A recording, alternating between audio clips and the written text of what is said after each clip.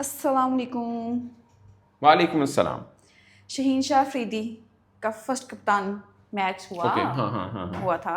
हुँ, मैं लेट हो गई। हुँ, अच्छा। तो कैसी उनकी बॉडी लैंग्वेज रही, और दूसरा उनके अंडर जो है वो रिजवान खेल रहा था, उनसे हुँ, कप्तानी लेकर उनको दी गई थी। हुँ, हुँ। कैसा रहा सारी सिचुएशन, और कैसे हैंडल किया रिजवान ने सिचुएशन को? कहीं यार ये लगा मैं कि यार बताऊँ, नाराजगी है, कहीं गुस्सा क्या है? मोहम्मद रिज़वान वो हम्म। प्रेस कॉन्फ्रेंस में आए और उनसे हम्म। सवाल भी हुआ। हाँ। उन्होंने क्या जवाब दिया, उस पे मैं बाद में बात करता हूँ, बट मैं आपको बेशत मर्तबा ऑन कैमरा और ऑफ कैमरा भी बताता जब हम क्रिकेट को डिस्कस कर रहे होते हैं हाँ। कि हाँ। रिज़वान पूरी पाकिस्तान टीम में he is entirely different cricketer. उसको आप देखें, आपके कहीं पर भी हम्म। उसकी बॉडी लैंग्वेज में, उसकी बैटिंग में, उसकी कीपिंग में, या एज ए टीम मेंबर कहीं पर आपको फील हुआ कि यार इस बंदे से कप्तानी लेके किसी और को बनाया गया है? नहीं। कोई चेंज नेवर। हम्म। उनकी पाकिस्तान क्रिकेट बोर्ड के साथ एक अलग मामला जो चल रहा है वो अलग है। वो रिजवान वर्सेस वर्सेस नहीं मैं कहूँगा, बट मैं कहूँगा कि वो पाकिस्तान क्रिकेट बोर्ड के साथ उनका कुछ गिला शिकवा है, कोई शराइत नहीं है, गिला शिकवा है। तो वो एक अलग बात है, बट क्रिकेट के अंदर, मैदान के अंदर अपने साथियों के साथ वो ऐसे बिहेव करें जैसे उनसे मैं उम्मीद लगा के बैठता हूँ कि वो हमेशा फेयर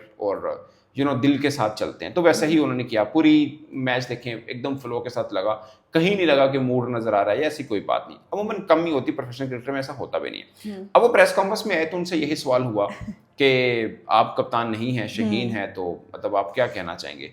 उस पर रिजवान ने कहा कि मैं जब कप्तान था तो मैं तो उस वक्त भी कहता था कि भाई साहब सब कप्तान है। तो शहीन तब भी कप्तान था। सब थोड़ी बात कर रही हूँ, सब कप्तान है वाकई, 5 तो कप्तान है हमारी टीम में।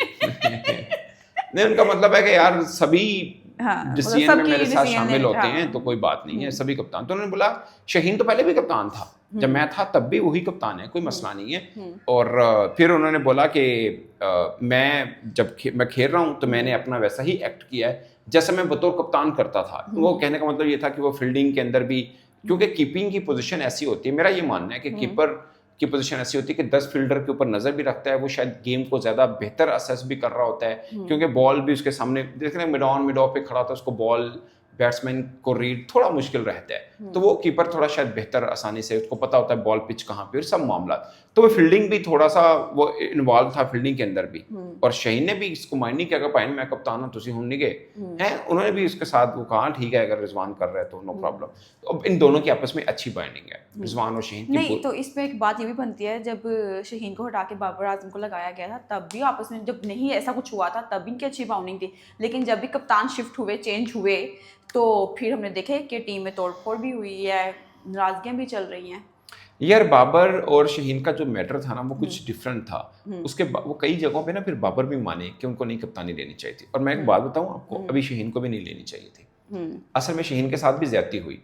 उनको जब T20 का कप्तान था, ये पाकिस्तान क्रिकेट बोर्ड का सेटअप आया, सबसे पहले उसको हटाया था एक सीरीज के बाद। वो समझ से बाहर है।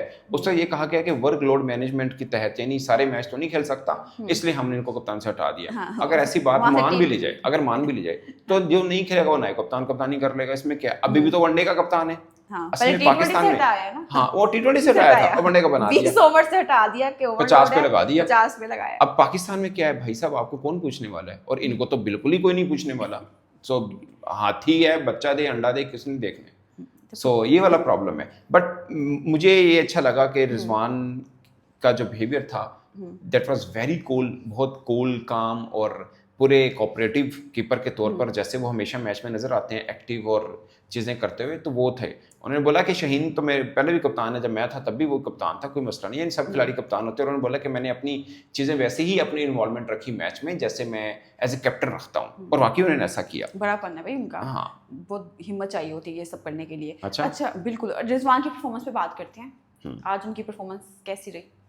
यार मैं आपको बात बताऊं, जब ना बाबर आजम को T20 में लेके आए थे ना, मैं तो उस वक्त से कह रहा था कि बाबर आजम तो बनते हैं, मगर बाबर आजम से ज्यादा जिसका राइट है ना वो मोहम्मद रिजवान है।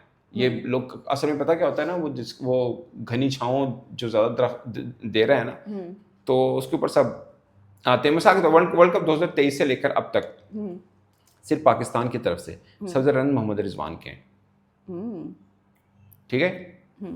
अगर पिछले एक साल का करना है तो वनडे फॉर्मेट में सबसे ज्यादा रन सलमान आगा के हैं, टेस्ट फॉर्मेट में सबसे ज्यादा रन सऊद शकील के हैं, मगर दोनों फॉर्मेट में नंबर 2 के ऊपर रिजवान है। सो उन्होंने परफॉर्म बहुत अच्छा किया है। और मैं आपको एक मजे की बात बताऊं, अभी जो PSL खत्म हुआ 10 मैचेस में रिजवान के रन है 367, एवरेज बनती है 52 की, स्ट्राइक रेट बनता है 139 का, जबकि बाबर आजम के 10 मैच में 228 रन थे, काफ़ी कम थे। अब ये उनका वस्त था बाबर आजम का एज ए PSL में एज ए बैटर आप देखना चाहें। CPL के अंदर भी, कैरिबियन प्रीमियर लीग के अंदर भी मोहम्मद रिजवान के 6 मैचेस में 227 रन हैं और एवरेज है 56 की, स्ट्राइक रेट 127 थोड़ा कम है बट रन थे।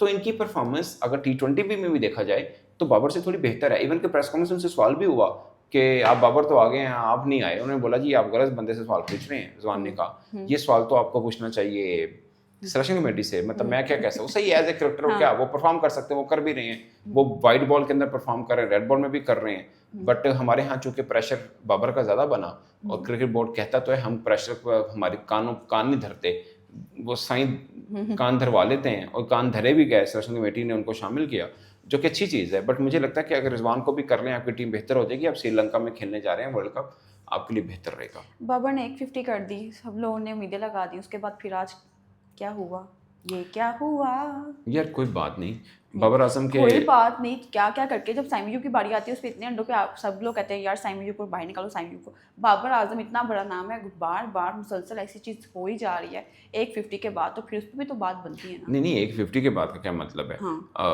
अभी एक ही 50 की है, अभी एक ही आउट हो गए थे। ठीक है। आज एक पहला वनडे मैच है यार, रन नहीं हुए तो कोई बात नहीं। पीछे जो ऐसे मैच चलो जीत गए यहाँ, उसमें बस 50 की है, उसके बाद क्या है?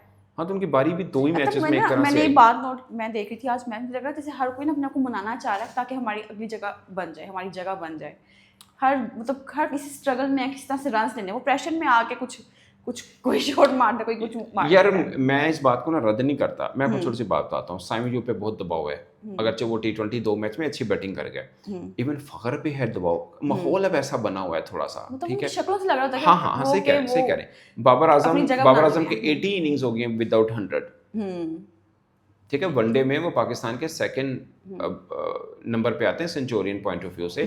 20 सईद अनवर साहब की हैं, 19 इनकी होगी और मैच का ठीक ठाक किस्म का गैप है, ऑलमोस्ट 100 से भी ज़्यादा मैचेस का, ठीक है। इनका रिकॉर्ड अपने तो ये बहुत बेहतर है बाबर आजम का। बट 80 इनिंग्स ओवरऑल हो गई वनडे टेस्ट T20 के मिला के, 100 नहीं आया बाबर आजम का, तो उन पर भी एक दबाव है। रिजवान के ऊपर शायद रिजवान खुद नहीं समझते होंगे, बट मुझे अंदाजा है कप्तानी से हटाया तो अगला शिकार इनको ये करना था कि टीम से भी हटा दें। But he is very wonderful batter of one day format, even T20 भी अगर आप उसे खिलाएं तो वो भी करेंगे। सलमान आगा तो वनडे का पहले ही अच्छा खेल रहा था, तो एक वो प्लेयर है जिसका बट चूंकि हमारे यहाँ क्या होता है, एक फॉर्मेट का असर दूसरे पे भी होता है। जब आप एक फॉर्मेट का एडवांटेज दूसरे पे ले लेते हैं, लाइक वो वनडे टेस्ट में अच्छा खेल रहे थे, उनको T20 कप्तान बना दिया गया था, सो T20 में परफॉर्म नहीं कर रहे तो उसका बोझ इनके ऊपर वनडे पे भी आना था। सो एक टीम के अंदर आधी टीम तो वो है ना जो अपने लिए भी एक तरह से उनको खेलना पड़ रहा है, यार हम तो अपने पहले टीम में तो बने ना, उसके बाद बाकी सोचें, तो वो एक इन्वायरमेंट है। खासकर हसन नवाज जिस तरह से आउट हुए ना, मुझे बहुत गुस्सा आया। T20 में भी सेम मैच बना हुआ खत्म था, बिल्कुल सिंगल डबल से ही मैच जीत सकते हैं, फैंसी शॉट, भाई यार क्यों छक्का मार के जीतना है यार। और वनडे में भी रना बॉल है, आप बाहर निकल के मार रहे हो, देख रहे हो अच्छा खासा बॉल टर्न हो रहा है, आप आउट हो गए। और सबसे ज्यादा गुस्सा लोगों ने उस पर किया, अगरचे नवाज ने भी वो भी आउट हुआ, अगरचे वो हुसैन तलत भी आउट हुआ, लेकिन सारा गुस्सा इस पे क्यों कि ये कंप्लीट बैटर है और सेम गलती 2 दफा की है।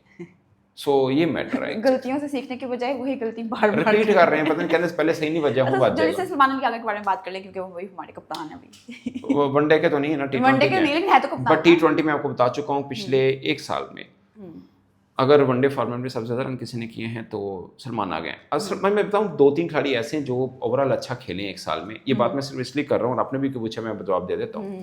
ये खाली डिजर्व करते थे सेंटर कॉन्ट्रैक्ट की एक कैटेगरी, इनको इसलिए नहीं दी गई कि इस बीच में बाबर के रन नहीं आए तो लोग कहेंगे यार रिजवान को दे दिया, आगा को दे दिया, मेरा ख्याल शहीन को भी दे देना चाहिए था, तो बाबर को क्यों नहीं दिया। एक दबाव होता है ना, जैसे दबाव बनाया बाबर को टीम में लिया ना इन्होंने, तो बस ये दबाव बर्दाश्त करना किसी सैयद का काम ना होता है। मेरी बात सुने, इसलिए नहीं इन्होंने एक कैटेगरी बनाई इन्होंने, क्योंकि जो है ना मैंने आपको पहले भी बताया था, बड़ा दूरंदेश है मोहसिन नकवी साहब, उन्होंने देख लिया कि मैं टीम किस जगह से ले आ सकता है, उन्होंने कहा बी कैटेगरी तो मैं नाम ना ले आऊँगा, इसलिए उन्होंने पहले बी कैटेगरी में डाल दिया है। नहीं ऐसा नहीं।